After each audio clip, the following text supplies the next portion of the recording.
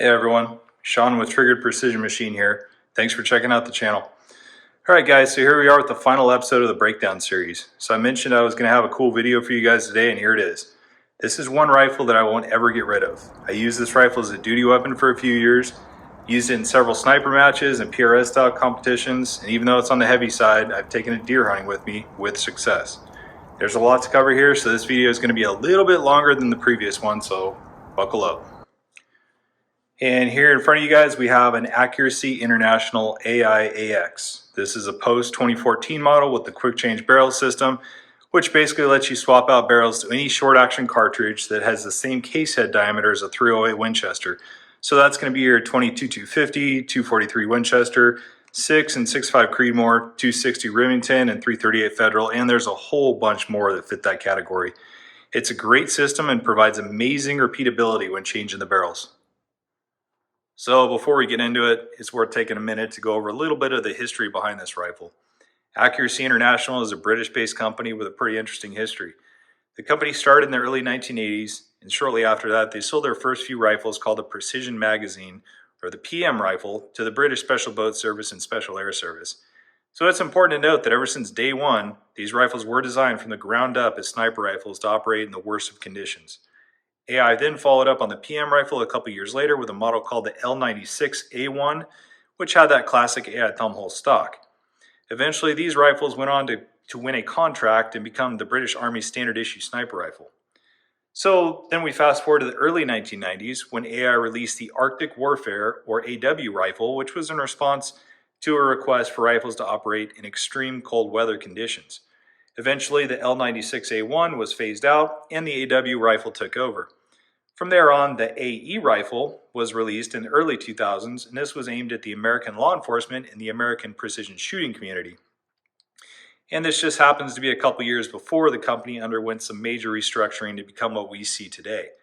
Skipping all the way forward to 2014, AI released the AX308 that you see here, as well as the AX-MC and the AIAT, with the AX-MC being a long-action variant with the quick change barrel capability. So I think the history and the lineage of this rifle is pretty interesting, especially since the variants of these rifles have been used in military and law enforcement operations for well over 20 years, and now AI is offering a competition variant geared towards the PRS style shooting. Starting down here at the barrel end, we have a Thunderbeast Arms Dominus suppressor. This is covered with an Armageddon gear suppressor cover and attached to the barrel using a Thunderbeast Arms CB adapter brake. The barrel is a Bartline 1 in 10 twist, chambered 308 Winchester, and this is chambered specifically for the 168 grain class factory rounds. I have a couple other barrels here as well. The one you're seeing here is a 6.5 Creedmoor barrel, 26-inch length, 1 in 8 twist that I predominantly use for competitions. I mentioned before, but switching barrels on this rifle is extremely easy. So right here, you will see a 4mm bolt. So switching barrels is as easy as loosening that 4mm bolt and then loosening the hand tight barrel, putting the new barrel in, tightening it up hand tight again, and then torquing this bolt to about 48 inch-pounds. And that's all it takes.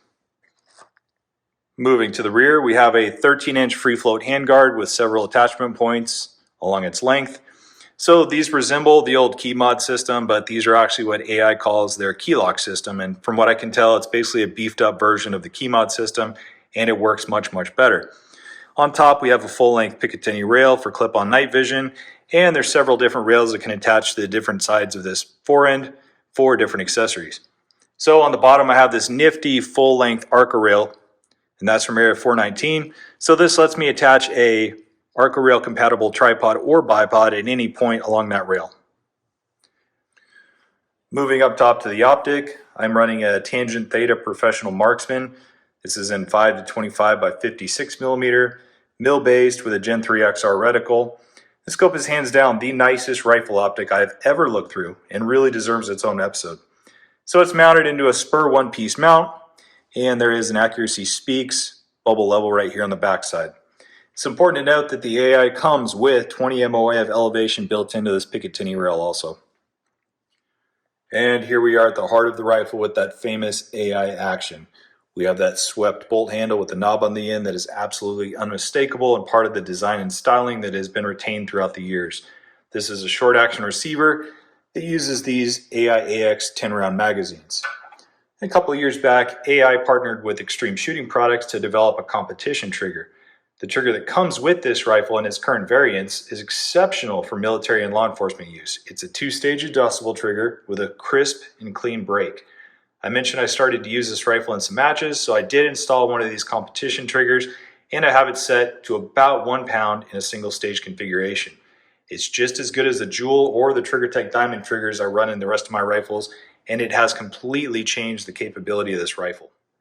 Finally, moving back to the rear of the rifle, the folding butt section is fully adjustable for length of pull, cheek height, and several more things. As you see it here, this rifle weighs in at about 19 pounds, which makes for a very pleasant rifle to shoot off unsteady barricades.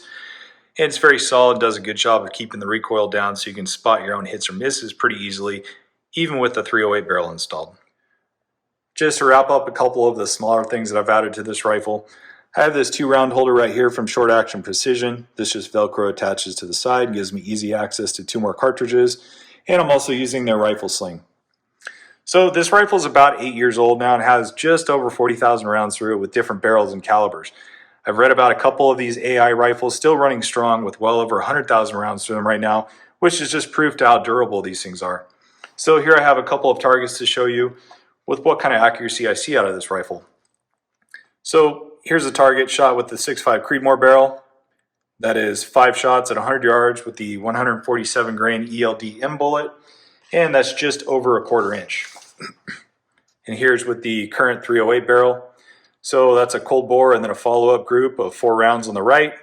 And I didn't measure that, but it's probably under 1/2 inch easily. So that about wraps it up for the final episode of the Breakdown series. I hope you guys got something out of the last few videos and enjoyed what you're seeing. If you like it, hit the like and subscribe button, and I'll see you guys next time. Thanks.